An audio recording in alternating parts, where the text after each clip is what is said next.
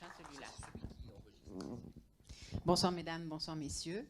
Je vous remercie d'être là ce soir. Je remercie François Barras et Michel Abou-Khalid de cette invitation. C'est un plaisir d'être là ce soir pour partager ce moment avec vous et avec Richard Verly, donc correspondant du quotidien Le Temps à Paris, qui a été en poste à Bruxelles aussi, à Bangkok aussi et à Tokyo. Et qui dirige L'âme des peuples, cette magnifique collection. Ma première question, Richard Verly, j'aimerais que vous nous expliquiez comment vous vous êtes retrouvé dans un train avec un candidat à la présidence française, qui deviendra bien entendu le président. Comment avez-vous fait? On dit que la chance sourit aux audacieux, et là je crois que c'était un joli coup journalistique. Merci Louisa. Je propose, si personne n'est choqué, qu'on se tutoie, parce que dans la vie normale, on se tutoie, donc on est quand même devant une audience d'amis, donc on va continuer comme ça.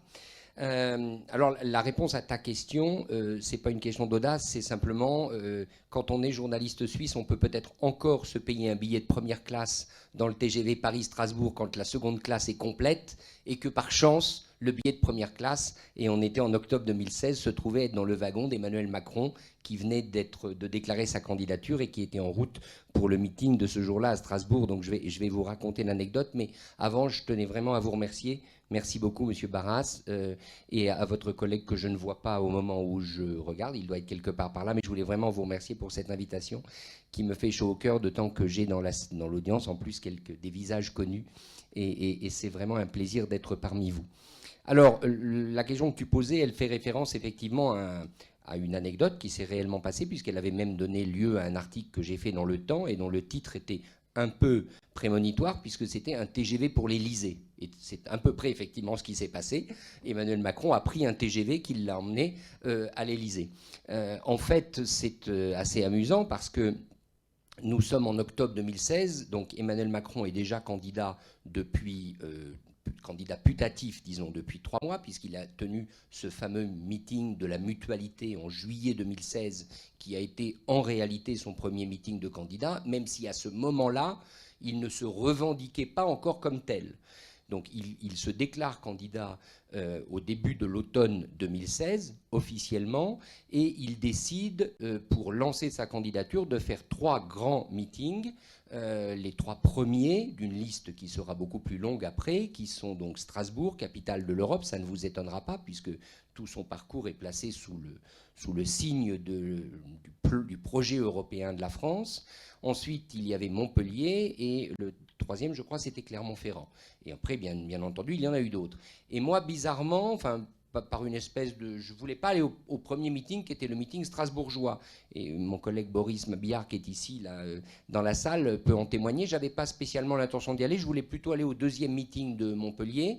Et puis, au dernier moment, vraiment, mais la veille, je me dis, c'est quand même stupide, c'est à Strasbourg qu'il faut aller, ça va être le premier meeting, c'est l'Europe, etc. Donc, en fait, tu déconnes un peu complètement.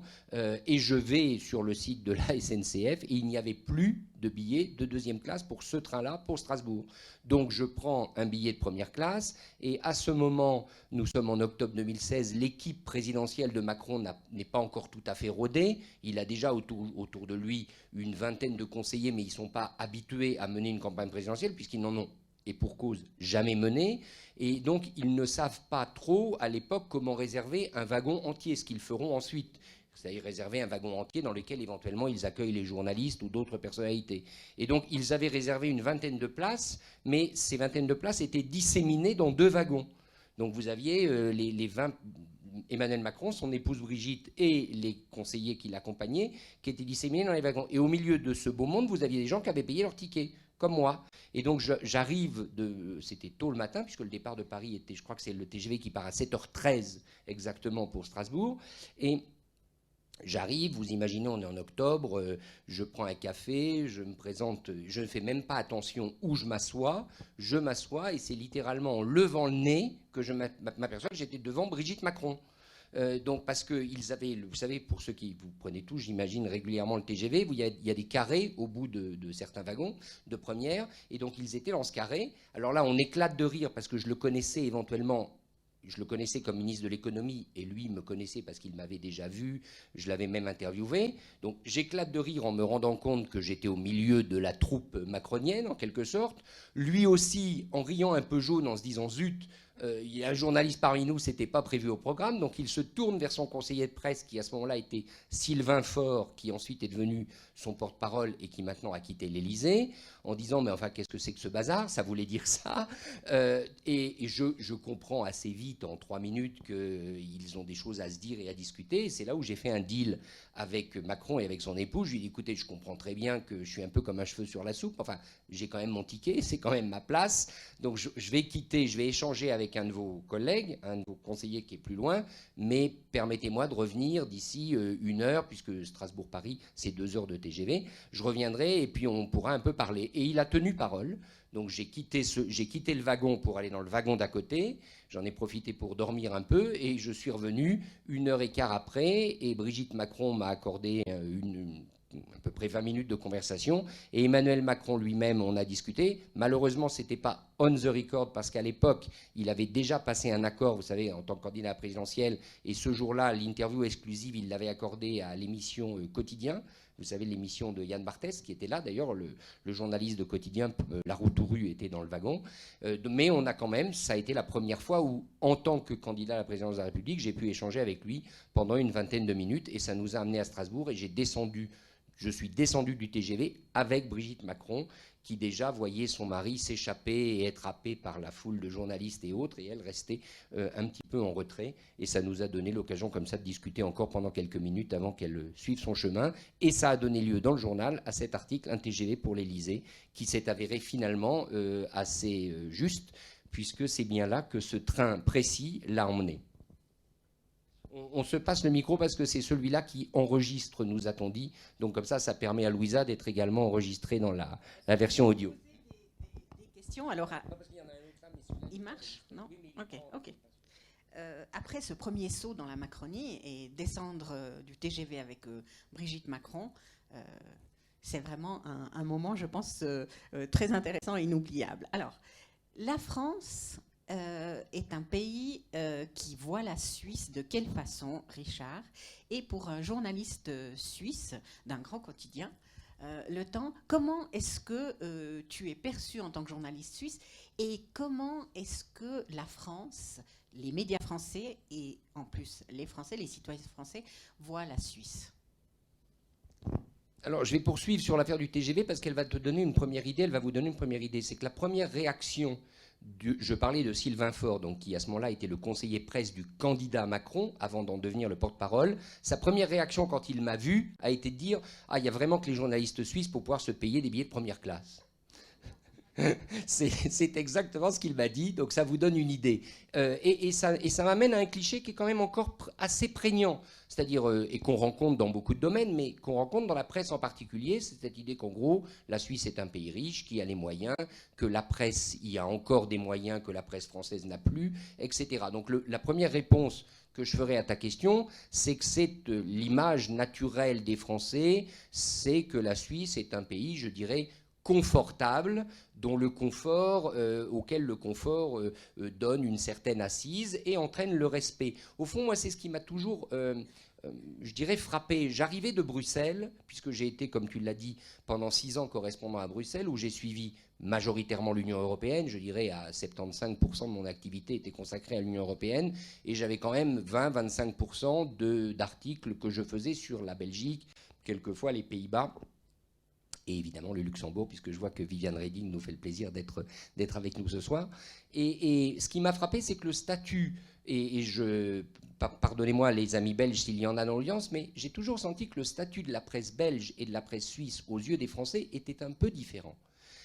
C'est-à-dire que la presse belge est quasiment perçue comme la presse française ou la presse du nord de la France. Elle est évidemment citée comme presse étrangère, en l'occurrence un grand journal comme Le Soir, mais la presse suisse a une espèce d'exotisme, j'emploie le mot, qui la place un petit peu, ça ne se mesure pas à beaucoup de choses, mais un petit peu plus en retrait de la France. Et ça, c'est une chance. C'est une chance, je dois le dire, parce que les Français, d'abord, accordent du crédit à la parole suisse. Vous savez, je suis en train de travailler, là je publie tout au long de l'été une série d'été sur l'été 40 en France, l'été 1940, et j'ai été il n'y a pas longtemps à Marseille, aux archives de Marseille, et j'ai consulté les archives de 1940 du Petit Marseillais, qui était le journal de l'époque, qui continuait de paraître après l'armistice et sous l'occupation allemande, Marseille étant en zone libre. Eh bien, vous aviez régulièrement des articles, c'était étonnant. La France, bien évidemment, le Petit Marseillais disait « La France va bien », comme le dit la presse suisse. Donc on est en 1940 et régulièrement la presse suisse est citée un peu comme le baromètre de normalité par des autorités qui veulent faire croire que tout va bien et que l'armistice est une bonne chose. Mais il est resté cette idée que la presse suisse a une voix à part en France, en langue française. Et d'ailleurs, je dirais, c'est pas un hasard si le dernier recrutement en date de la télévision française a fait beaucoup parler de lui, puisque c'est Darius qui va partir en France, où il aura une interview régulière sur une des chaînes permanentes d'information qui est LCI. Pour moi, c'est pas tout à fait un hasard. Il y a, de la part des Français, un respect naturel. Alors, est-ce que c'est le respect de l'indépendance, de la neutralité, de la distance? Je ne saurais pas dire. Je crois qu'on voit toujours dans le miroir le reflet qu'on veut regarder. Mais on bénéficie, en tant que journaliste suisse, de cette image, à mes yeux, essentiellement positive. Pour ce qui est du pays, la Suisse, alors là, il faut faire très attention parce qu'on tombe évidemment facilement dans les clichés. Il y a une Suisse qui, en gros... La Suisse, si vous voulez, il faut bien comprendre, il faut bien faire la différence, qui n'est pas toujours facile à faire en France, entre l'opinion majoritaire des Français, c'est-à-dire des gens que vous rencontrez, et l'opinion du gouvernement, de l'État, de l'administration. Pour des raisons qui ne vous échapperont pas, l'opinion de la Suisse pour l'administration française a souvent été un peu compliquée. Elle était compliquée par quelque chose qui s'appelait l'évasion fiscale, évidemment. Donc l'administration française en tant qu'administration, en tant qu'État, avait un problème récurrent avec la Suisse qui était qu'elle abritait, aux yeux de l'administration française, de nombreux délinquants fiscaux. Par contre, les Français, moi je n'ai jamais, vraiment jamais, entendu dire quoi que ce soit de négatif sur la Suisse, sauf les clichés, genre la lenteur, le fait que vous êtes riche, etc. Enfin, des choses comme ça, mais qui ne sont pas d'ailleurs des choses particulièrement méchantes. Et parce qu'il faut bien voir aussi que pour le Français, l'entrepreneur, en tout cas la classe moyenne française, mettre son argent en Suisse, c'était plutôt une décision intelligente.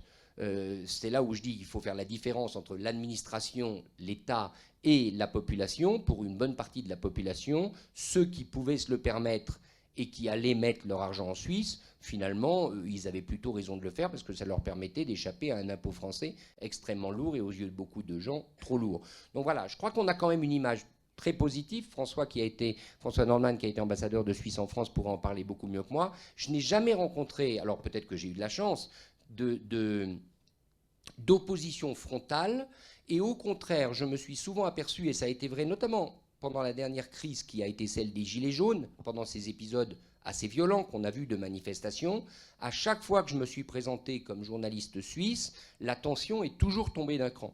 Vous savez, il y avait chez les Gilets jaunes une hargne anti-média assez prononcée, genre les journalistes nous caricaturent, etc., etc. Et à chaque fois que j'ai dit que je viens de Suisse, ça a toujours fait tomber la tension. Et c'est d'ailleurs un argument, je dois dire, que j'utilise, alors dans mon cas naturellement, mais par exemple dans certains quartiers difficiles, pareil, vous dites que vous venez d'un journal suisse, tout de suite la tension baisse. Donc je mettrai ça plutôt sous un signe positif. On a cette chance, profitons-en, qui nous permet de parler de la France, je dirais, sans une tension naturelle ou sans qu'une tension naturelle apparaisse. Alors, tu as évoqué la violence, tu as évoqué les Gilets jaunes, on a évoqué le président Macron. Est-ce que, à ton avis, la France risque de sombrer dans le chaos, voire éventuellement une guerre civile larvée? Comment est-ce que tu vois ce phénomène de la violence en France? Alors moi, je ne pense pas du tout que la France va sombrer dans le chaos. Je ne suis pas du tout apocalyptique au sujet de la France. Je pense que la France tient en tant que pays, qu'elle tient bien, que l'État français tient, même s'il a beaucoup de problèmes. Et d'ailleurs, un grand nombre des problèmes français sont en réalité les problèmes de l'État français et de la capacité de l'État à s'adapter aux mutations de la société. Par contre, il y a un niveau de violence, oui, qui n'a rien à voir avec celui qu'on connaît chez nous. c'est évident. Alors ça s'explique d'abord par la taille, ayons quand même l'honnêteté de reconnaître que quand vous avez 70 millions d'habitants, 66 millions je crois, ou 67 dans le cas de la France, vous avez des enjeux de violence, de communauté, de communautarisme qui sont plus importants, surtout quand en plus vous avez des très grandes métropoles, et des métropoles avec les problèmes qu'on connaît de banlieue, etc. Donc il y a et puis il y a une propension culturelle des Français à la violence. Enfin, leur histoire le prouve. Rappelons-nous on pourrait commémorer aujourd'hui l'anniversaire du 10 août, qui n'a pas été pour nous un anniversaire très heureux. En 1792, il y a eu quand même pas mal de gardes suisses massacrés, décapités allègrement aux Tuileries. Il y a de la violence récurrente dans l'histoire de France. La France n'est d'ailleurs pas le seul pays à avoir une histoire violente, mais il y a ces pulsions révolutionnaires récurrentes que l'on trouve toujours et sur lesquels sont venus se greffer aujourd'hui des problèmes, comme je le disais, de communauté, d'inégalité sociale, de banditisme. Alors moi, je recommande souvent quand on me pose la question, donc je ne suis pas apocalyptique, je ne suis pas naïf non plus. Il y a des vrais problèmes de violence que l'État n'arrive pas toujours à gérer, mais il faut, je dirais, mettre 3 bémols quand on regarde la situation française qui, depuis la Suisse, peut nous apparaître extrêmement difficile, voire chaotique, comme tu le disais.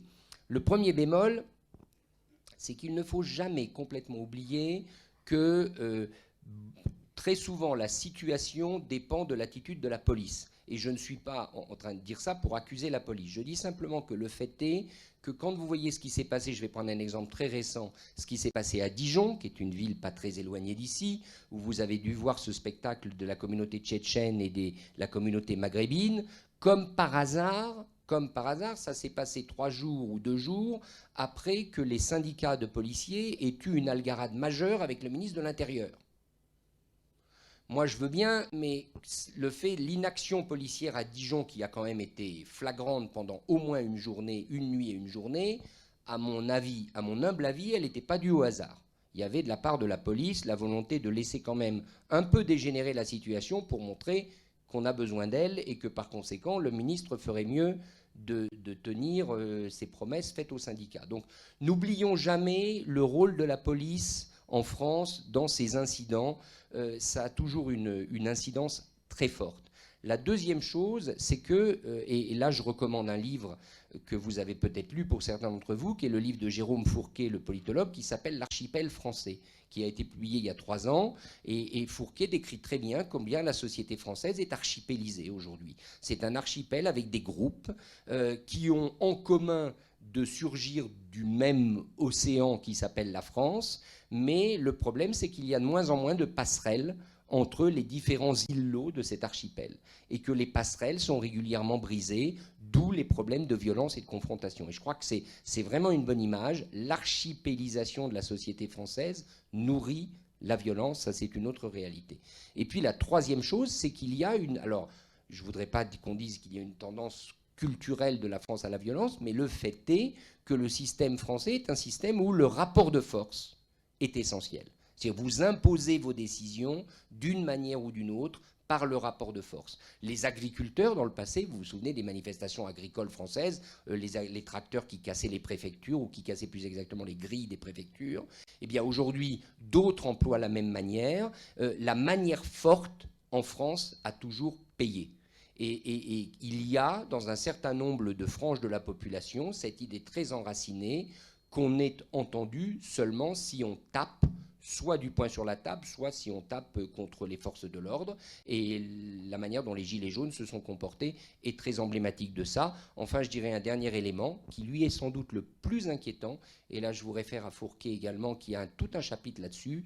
C'est malheureusement dans un certain nombre de zones essentiellement urbaines, cette véritable gangrène qui est aujourd'hui le trafic de drogue. Et ça, il ne faut pas le négliger. Aujourd'hui, il y a une économie souterraine en France qu'il faut évidemment mettre en rapport avec le taux de chômage élevé, bien sûr. Il y a une économie souterraine qui fait que dans pas mal de quartiers, je ne dirais pas que l'ordre public n'est plus là, c'est pas vrai. Les policiers peuvent y aller, etc. Mais malheureusement, cette économie souterraine a fini par miner la société et par générer inévitablement des rapports de violence. Ça, c'est une réelle difficulté et c'est quand même assez nouveau par l'ampleur que ça a atteint aujourd'hui. Merci. On a parlé de la vision de la Suisse en France. Est-ce que la Genève internationale est dans les médias français? Est-ce qu'elle est connue ou est-ce qu'elle est complètement ignorée? Alors, le rôle de Genève comme une plateforme internationale n'est pas connu du grand public, disons quand même les choses. Je crois que, alors sauf paradoxalement en période de Covid, le Covid mettant l'accent sur l'Organisation mondiale de la santé, en tout cas au début de la crise, on a beaucoup vu l'OMS, on en a beaucoup parlé, et naturellement dans tous les reportages sur l'OMS, la Genève était citée.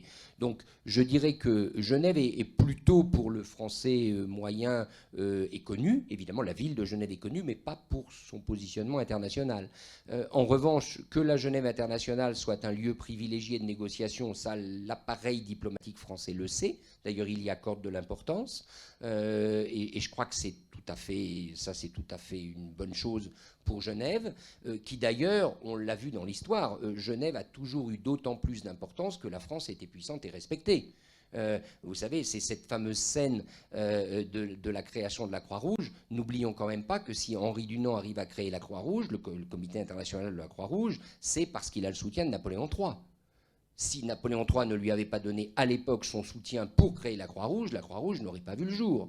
Donc moi j'ai toujours été partisan du fait qu'une France forte au sens respectée, diplomatiquement influente, elle profite naturellement à Genève, qui est, je dirais pas une annexe de la France, c'est pas du tout ce que je pense, mais qui profite collatéralement d'une puissance et de la puissance diplomatique française. Merci. Quels sont les Suisses connus en France, Richard?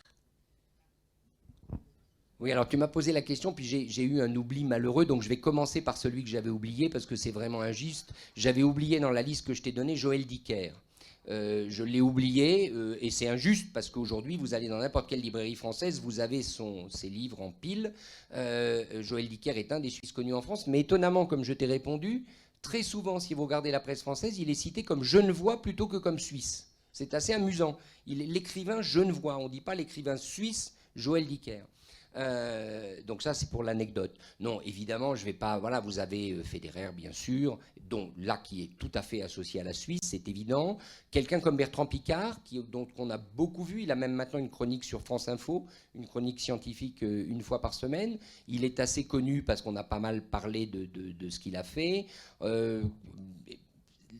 Alors, tu m'avais dit aussi, je l'avais oublié, c'est d'autant plus anormal que c'est un ami, mais Jean Ziegler a eu incontestablement sa période de gloire dans l'intelligentsia française. Maintenant, elle a tendance à se faner, mais parce que l'âge venant, évidemment, Jean a été remplacé par d'autres voix. Voilà, ça, c'est les noms qui viennent naturellement. Alors, qu'est-ce qui manque ? Il manque deux, je dirais, il y a deux types de personnalités suisses qui sont quand même encore assez peu connues en France. Alors, nos politiciens ne sont absolument pas connus, mais ça ne nous étonnera pas, très franchement. Et puis, on s'en porte peut-être pas plus mal. Donc, ils ne sont pas connus. Personne ne sait qui est Simonetta Sommaruga, personne ne sait qui est Keller Sutter, etc. Guy Parmelin, bon, ça, mais de toute manière, c'est pas très grave. En tout cas pas très grave pour la Suisse, ça ne nuit pas à notre crédit. Et l'autre chose, c'est que les hommes d'affaires, les grands capitaines d'industrie suisses sont assez peu connus. On n'en a pas énormément. Alors, il y a une personnalité politique, évidemment, qui est connue. Maintenant aussi, l'âge du capitaine faisant, on en parle moins, mais c'est quand même Christophe Blocher, qui évidemment a, je dirais, dans la classe politique suisse, est sans doute celui qui est le plus connu en France. Mais alors, même s'il s'exprime en français, comme il n'a jamais vraiment cherché à conquérir une audience en France, où il aurait pu, très franchement, parce que ses thèses ont beaucoup d'écho, mais comme il n'a jamais de lui-même cherché à se positionner sur le terrain francophone, il n'a jamais donné de l'ampleur à son nom et à ses prises de position politiques, alors que sans doute il y avait un terreau plutôt fertile, mais là je crois que c'est la langue et puis l'agenda politique de Christophe Blocher qui faisait que ça ne jouait pas.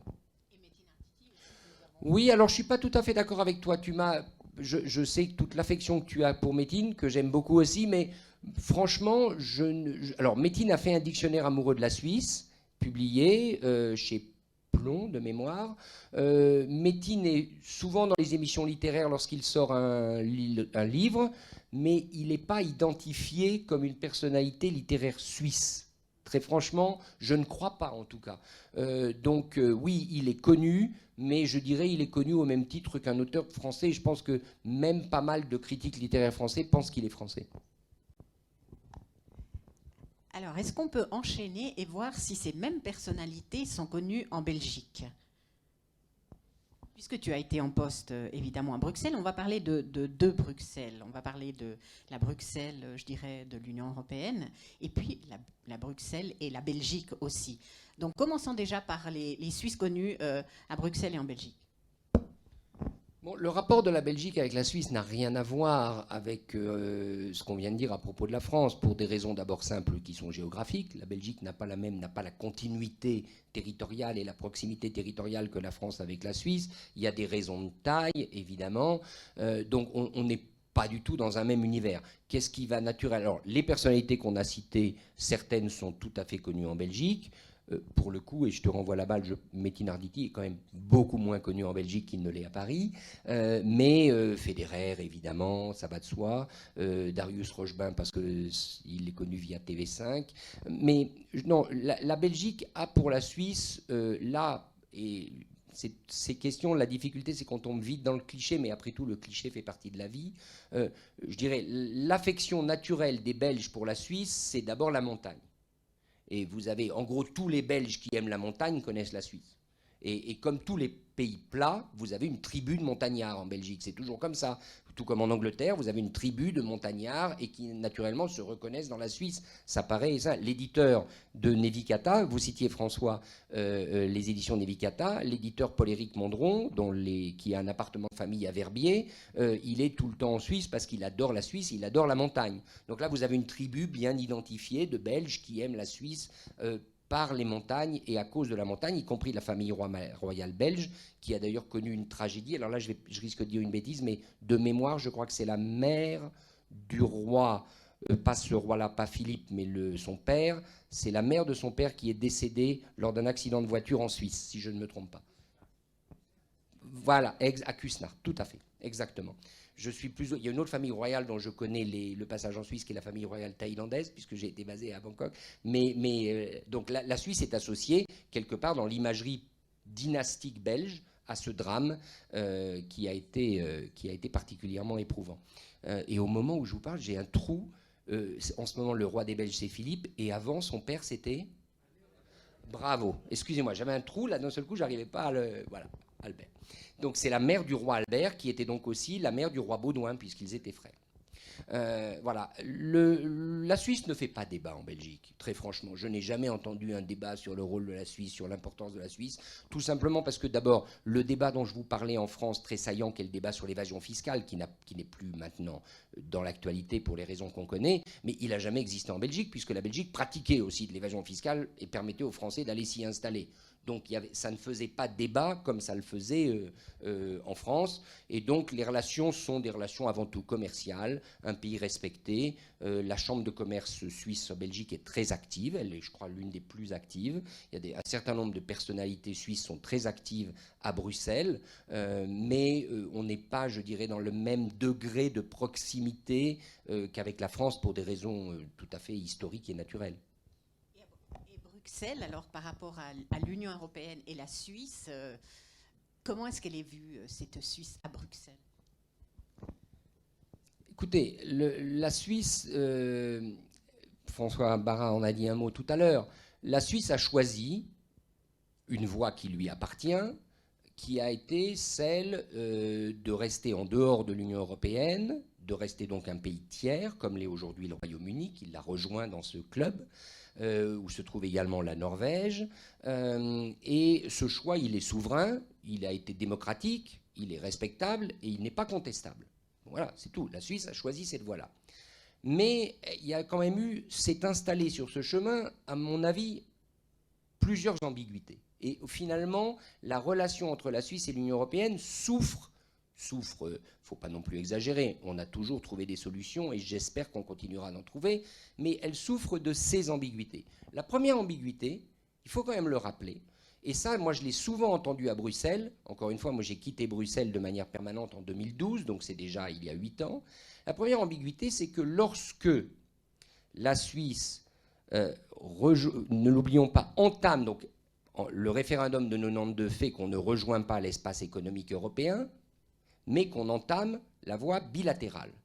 Et quand on entame la voie bilatérale, qui maintenant compte une centaine d'accords, un imbroglio, un labyrinthe d'accords, dans l'esprit des négociateurs communautaires, la voie bilatérale doit in fine amener la Suisse à se rapprocher de l'Union, et non pas à garder ses distances. C'est-à-dire, dans l'esprit des négociateurs communautaires, on permet à la Suisse, pardonnez-moi l'expression, de réparer, au fond, par des accords bilatéraux, cette relation qui a été soudainement brisée par le référendum de 92, mais la perspective historique vue de Bruxelles, c'est une perspective de convergence. Et il faut bien se rendre compte que pour les Suisses, ce n'était pas ça. Ou plus exactement, au fil des années, c'est plutôt les divergences qui se sont installées que les convergences. Donc il y a cette ambiguïté. Moi j'ai connu, et Mme Reding qui est ici les a connus encore mieux que moi, des négociateurs communautaires qui étaient vraiment blessés, on peut dire, par une attitude suisse qu'ils estimaient pas tout à fait correcte, parce que, je dirais, l'indulgence dont ils avaient eu le sentiment de faire preuve à l'égard de la Suisse au début des négociations bilatérales n'était finalement pas récompensée. Donc ça, je crois qu'il faut assumer cette ambiguïté. Après tout, c'est de la politique, c'est souverain, c'est démocratique, mais l'ambiguïté est là. La deuxième chose, c'est que, reconnaissons-le, les négociateurs suisses, et j'ai des diplomates devant moi, ils sont juste abominables. Parce qu'ils connaissent leur dossier. Dans le cas de l'Union européenne, ils connaissent leur dossier. Les négociateurs communautaires, j'entends. Les négociateurs suisses qui viennent négocier des accords avec l'Union européenne. Ils connaissent leur dossier et ils viennent à 12, voire à 15, quand du côté européen, parce que vous imaginez qu'il y a pas mal de choses à gérer au niveau européen, il n'y a souvent que 2 ou 3, voire 4 personnes spécialisées. Donc, il y a ce sentiment, cette ambiguïté aussi, qui fait que souvent la Suisse a su, par ses qualités, personne n'a rien volé, il n'y a pas eu de tricherie, mais par ses qualités, par sa compétence, par sa ténacité, par sa hargne, vous pouvez dire, parce que par son obstination, a obtenu des choses que les Européens n'étaient pas tout à fait prêts à lui concéder et que par la suite ils ont regretté. Alors si vous voyez ça du côté suisse, vous dites écoutez, tant pis pour eux, hein, on a négocié, on a obtenu gain de cause, etc. Du côté européen, vous ne pouvez pas leur reprocher régulièrement de se souvenir, on est quand même 500 millions d'habitants, on est un marché qui profite à la Suisse, on en a ras-le-bol, alors pardonnez-moi, je vais être vulgaire un instant, on a quand même ras-le-bol de se faire baiser par les Helvètes. Ça suffit. Ben, c'est humain, je dirais, pardonnez-moi, c'est juste humain, comprenons-le, n'en faisons pas des drames. Et la troisième chose, et ça, les médias en est particulièrement concernés, c'est que le débat en Suisse, il est juste affreux sur la question européenne. Et il est affreux à cause de quelqu'un que j'ai cité tout à l'heure, qui est Christophe Blocher. Blocher a pourri le débat européen en Suisse. Et il avait un agenda politique bien établi, et qui est encore une fois absolument démocratique. Tout ça s'est fait de manière... il ne s'agit pas de refuser à Christophe Blocher d'avoir son opinion et d'avoir su la transformer en essai politique, pas du tout. Il s'agit simplement de dire, moi je l'ai vécu comme correspondant, j'ai quand même vu des conseillers nationaux suisses venir et dire que j'étais pas suffisamment patriote. Et cette accusation, tous les correspondants à Bruxelles, j'imagine que les diplomates aussi se sont quelquefois vus accusés de ce genre de choses, c'est-à-dire quand vous êtes à Bruxelles, vous êtes présumé coupable. Et ça, c'est vraiment la spécificité je dirais, d'une relation vis-à-vis de l'Union européenne qui a été travaillée au corps par l'UDC. L'UDC en a fait son cheval de bataille, elle en a fait son domaine, et donc elle a complètement fait basculer, je dirais, l'opinion. Après, l'histoire a fait le reste, mais reconnaissons que dans ce dossier européen, le poids politique, culturel, idéologique de l'UDC, à mon avis, a été énorme, et je pense que les pro-européens, et là, quand je dis pro-européens, je ne dis pas les pro-adhésion, je dis les pro-européens, c'est-à-dire ceux qui étaient pour une relation davantage constructive avec l'Union, eh bien, n'ont pas été aussi bons que Blocher. Je suis désolé, il y a eu un problème. À un moment donné, il a su, à sa manière, avec ses méthodes, il a su confisquer le débat européen. Et c'est une réalité qu'on... Alors, est-ce qu'on la paye ou est-ce qu'on peut s'en féliciter aujourd'hui en Suisse? Je vous laisse la réponse. Le débat est ouvert, mais il est certain que ça a pesé lourd. Alors, où en est-on aujourd'hui? On en est dans une situation assez paradoxale. il y a eu, et là aussi je me tourne vers l'UDC, cette idée, à mon avis tout à fait farfelue, et je l'ai écrit à l'époque, qu'il fallait ne rien négocier de nouveau avec l'Union tant que les Britanniques s'apprêtaient à partir, parce que quand les Britanniques seraient partis, on pourrait s'allier avec eux et on sera plus fort. Alors très franchement, ceux qui ont cru à ça, excusez-moi, mais là c'est les idiots du village. Parce que si vous regardez le Royaume-Uni aujourd'hui, j'espère que personne ne pense sérieusement que le Royaume-Uni va devenir un allié qui défende aussi les intérêts de la Suisse vis-à-vis de Bruxelles. Ça, j'y crois pas une seconde. La réalité, c'est qu'on a eu, là encore, une ambiguïté. C'est la fameuse visite de Jean-Claude Juncker à Berne, de mémoire, en novembre 2018, je pense, ou novembre 2017. Vous savez, cette fameuse rencontre avec Leuthard, avec Doris Leuthard. Alors, qui a dit quoi ? Écoutez, moi, j'étais pas dans la salle, donc je vais pas... Mais ce qui est certain, c'est que là, il y a eu une occasion manquée. Je pense que les Européens, au sens communautaire du terme, parce que l'Europe, la Suisse est bien dans l'Europe, François. La Suisse est tout à fait dans l'Europe, ne l'oublions jamais. Elle n'est pas dans l'Union européenne, mais nous sommes au cœur de l'Europe, et c'est justement notre force. Ça serait plus facile pour Bruxelles de négocier avec nous s'ils pouvaient nous enlever et nous mettre ailleurs. Mais ils ne peuvent pas nous enlever, on est là où on est. Donc je pense que les Européens étaient sincères et qu'ils avaient raison sur l'idée que l'intérêt objectif de la Suisse aurait été de négocier dans cette période-là, la période, disons, immédiatement post-référendum britannique, parce que là, il y avait une volonté de tolérance, appelons ça comme ça, une volonté de construire quelque chose avec la Suisse qui peut-être pouvait servir de modèle avec le Royaume-Uni, et puis on a laissé passer ce moment, parce qu'on a jugé politiquement que, voilà, qu'on ne le voulait pas, et bien maintenant, on est quand même un peu réduit à essayer de trouver des solutions qu'on n'arrive pas à trouver. Donc on est dans une situation inconfortable. Et alors, la question, c'est de savoir, est-ce qu'on va pouvoir... Et là, à mon avis, on a une porte qu'on a ouverte assez habilement. C'est est-ce qu'on va pouvoir profiter de la crise, Covid, économique, etc., pour, comme la Suisse est un pays riche, qu'elle a les moyens et qu'elle est jugée comme un très bon partenaire économique, est-ce qu'on va pouvoir profiter de la crise pour dire aux Européens qui ont leur propre plan de relance, on collabore dans des domaines essentiels comme la recherche, les fameux secteurs stratégiques, puisque le Covid a permis maintenant d'identifier des secteurs stratégiques. Là, à mon avis, il y a quelque chose qui peut se dessiner. C'est-à-dire que la capacité de la Suisse à devenir un allié de l'Union européenne dans le rapatriement d'un certain nombre de productions stratégiques peut être un atout. Mais c'est maintenant qu'il faut y travailler et arrêtons de systématiquement vouloir le beurre et l'argent du beurre, parce que ça marche tant qu'il y a du beurre, mais quand il n'y a plus de beurre, c'est plus compliqué. Merci. Restons encore pour une question sur l'Union européenne. Est-ce qu'elle risque d'imploser, cette Union européenne ? Et je pense notamment à sa gestion par rapport à la crise du Covid. Est-ce que tu penses que l'Union européenne est en danger ? Une construction politique aussi jeune est toujours en danger. Ce n'est pas possible qu'elle ne le soit pas. L'Union européenne date, dans sa première acception, de 1957, donc avec le traité de Rome. Donc évidemment que le danger existe, je dirais c'est naturel, il est là, il existe, il y a des forces de divergence, il y a des réalités politiques compliquées, il y a eu la grande difficulté à mon avis de l'élargissement l'élargissement de 2004, que l'Union européenne a mis beaucoup plus de temps à digérer qu'elle ne l'anticipait, mais était-ce possible de le digérer plus rapidement? Là, le débat peut être ouvert. Donc oui, pour répondre à ta question, il y a une fragilité et elle est normale. Est-ce que l'euro, on pourrait dire, est-ce que l'euro va rester 1000 ans? Très franchement, mais qui peut répondre à cette question? Bien évidemment que l'euro est une monnaie qui, en cas d'énorme déflagration économique, peut être soumise à des rudes dangers, bien sûr. On l'a vu au moment de la crise financière de 2008-2010, avec la crise grecque. Ce n'est pas la Grèce qu'on a sauvée, on a sauvé l'euro. On a sauvé l'euro parce qu'il était menacé en Grèce. Et un certain nombre de concessions budgétaires et autres qu'on a fait pour la Grèce, et à mon avis à juste titre, étaient faites pour en réalité sauver l'euro. Parce qu'on n'était pas sûr à cette époque-là, peut-être par erreur, on n'était pas sûr qu'une crise grecque de la dette grecque, c'est-à-dire un défaut grec, ne provoquerait pas la dislocation de l'euro. Donc oui, l'Europe est fragile, mais c'est ce qui fait sa force.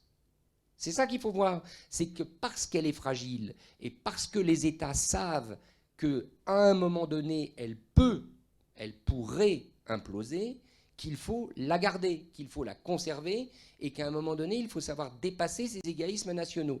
Alors vous me direz, la preuve, ils n'y arrivent pas, ils ergotent pendant 3 nuits, 3 jours, 4 nuits. Moi, j'étais au dernier sommet de Bruxelles, qui malheureusement pour la presse était un sommet virtuel parce qu'on n'y avait pas accès, mais les dirigeants, eux, étaient entre eux, mais la presse, cette fois-ci, n'était pas autorisée dans le bâtiment, donc pour nous, ça a été un sommet à distance. Bon, ça a été long, ça a été laborieux, mais franchement, quand vous avez 700 milliards à débourser, qu'on y passe 3 jours et 4 nuits, c'est pas non plus, ça me paraît pas, franchement, en Suisse, quand on voit des fois le temps qu'on passe à des sujets et à des décisions qui sont quand même, qui engagent beaucoup moins de dépenses, soyons là-dessus modestes, ayant une certaine reconnaissance. Donc, je crois que la force de l'Union européenne, profondément, c'est sa fragilité. Parce qu'elle est fragile, jusqu'à maintenant, je dirais, la raison supérieure des dirigeants a toujours prévalu. Est-ce que ça va continuer comme ça? Je ne le sais pas.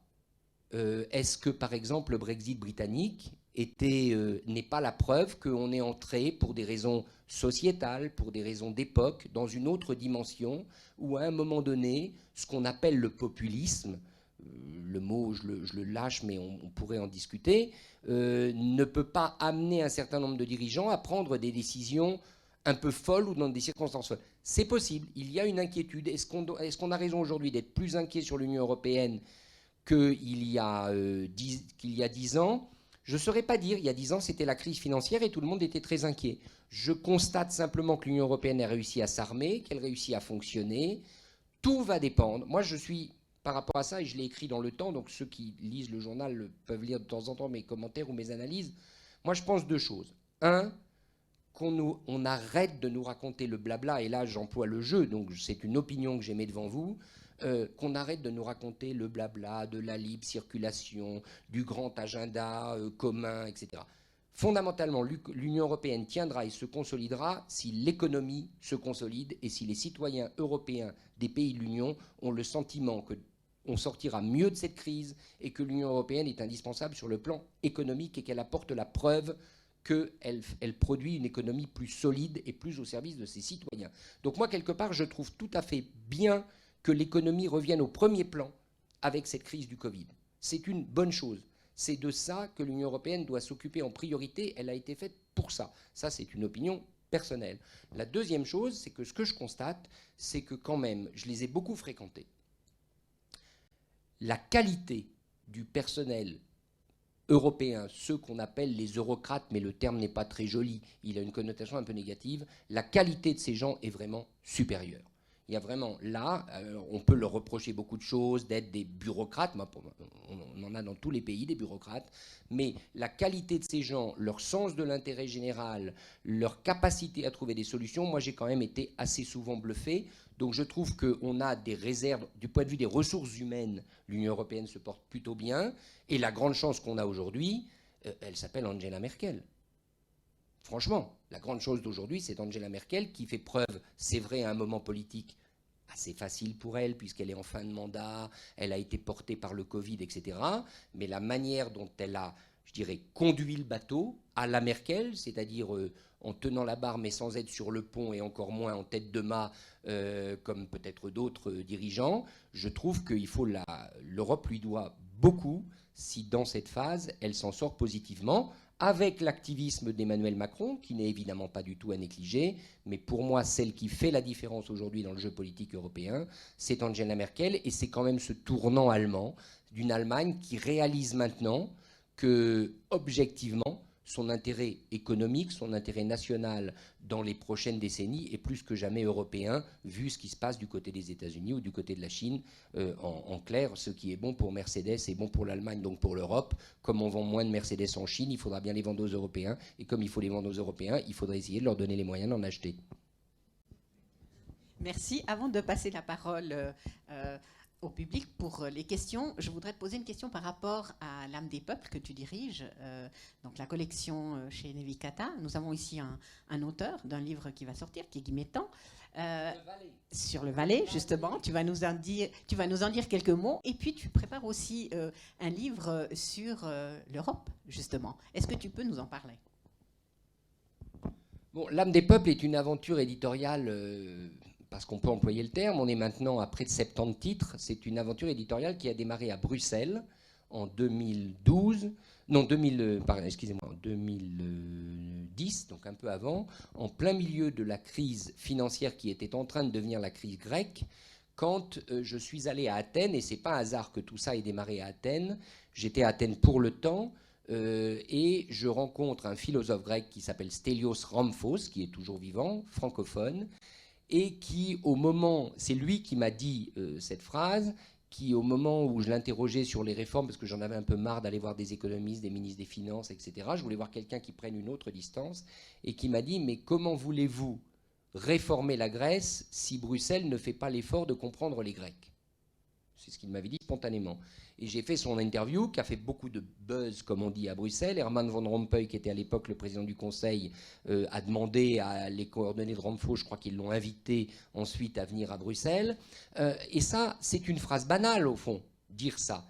Mais le fait qu'ils le disent, et le fait qu'à Bruxelles, elle ait un téléco, prouve que quand même, il y a quelque chose qu'on avait oublié au passage. C'est que si on n'a pas le souci de la compréhension culturelle, si on n'a pas le souci de la compréhension des peuples, ça, ce qui est certain, c'est qu'on ne fera jamais l'Union européenne.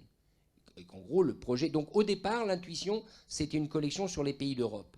Et puis petit à petit, très vite, on a étendu pour des raisons à la fois d'envie, mais aussi pour des raisons, disons-le, commerciales, parce qu'il y a beaucoup de pays qu'il était intéressant de traiter dans cette collection. Ce sont des petits livres qui ne sont pas des guides et qui procèdent toujours de la même manière. Une partie récit, qui est ce que j'appelle la version originale. Donc l'auteur donne sa version originale de l'âme du pays ou de la région ou de la ville qu'il propose, et 3 entretiens avec des intellectuels locaux qui sont un peu là la version de ces gens, et ça permet de contrebalancer, d'avoir d'un côté la version de l'auteur, de l'autre la version de ces intellectuels. C'est une collection qui marche très bien. Effectivement, on sort un titre sur l'Europe qui est un peu particulier, qui s'appelle « Rallumer les étoiles ». Ça vous donne donc l'idée prospective et volontariste, avec un certain nombre d'entretiens, et qui va paraître à l'automne. Et nous avons pas mal de titres en prévision pour l'année 2021. Donc là, prochainement, nous allons sortir l'Indonésie, qui est un très beau livre, dont le titre est « Le chant de l'archipel ».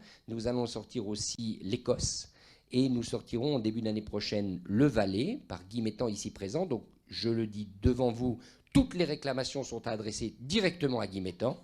Voilà, donc il est là. Vous pourrez directement vous adresser à l'auteur, qui a fait un très beau livre sur le Valais et qu'il raconte avec beaucoup d'affection et d'empathie. Et nous aurons aussi un livre sur le Léman, qui sera produit par Isabelle Falconier, que certains d'entre vous connaissent, une ancienne collègue de l'Hebdo, mais aussi des destinations plus lointaines comme le Maroc ou la Polynésie, en l'occurrence un très beau livre que je suis en train de corriger en ce moment sur les îles Marquises. On se réjouit de les lire. Mesdames et messieurs, on va vous donner la parole. Si vous avez des questions, n'hésitez pas à les poser à Richard. Le micro va vous parvenir. Qui se lance pour une première question?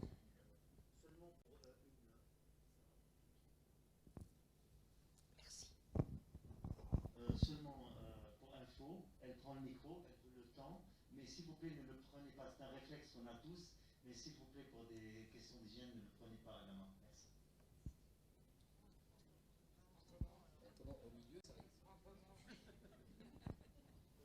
Je peux me déplacer éventuellement. Pour ceux qui sont par ici, de ce côté-là, je peux me déplacer et passer le micro. Allez, François, tu as une question? Alors, tiens, hop, vous y allez? C'est bon. Bien, bonsoir. J'ai plutôt un commentaire ou deux